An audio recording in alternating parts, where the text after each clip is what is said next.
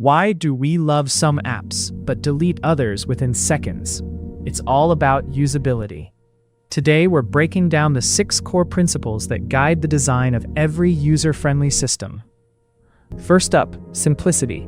A design should be straightforward, removing unnecessary complexity. Look at the iconic Apple iPod or the Google homepage. They focus on the core function, music or searching, without overwhelming the user. Next is consistency. Interfaces should look and behave the same across the system. Microsoft Office is a great example. Once you learn the menu in Word, you already know how to use Excel and PowerPoint. Principle 3, feedback. Systems must tell users what's happening, whether it's a progress bar during an installation or a visual confirmation when you add an item to a shopping cart. Immediate feedback reassures the user. Number 4, error prevention.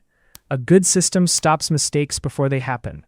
Think of a word processor prompting you to save your work before closing. It's designed to prevent accidental data loss. Then we have learnability. New users should be able to become proficient quickly with minimal training. This is why many apps include simple walkthroughs to help you get started immediately.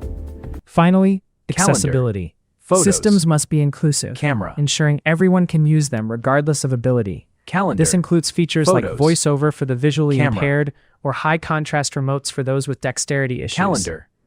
By following these 6 principles, designers create technology that isn't just functional, but truly human-centered.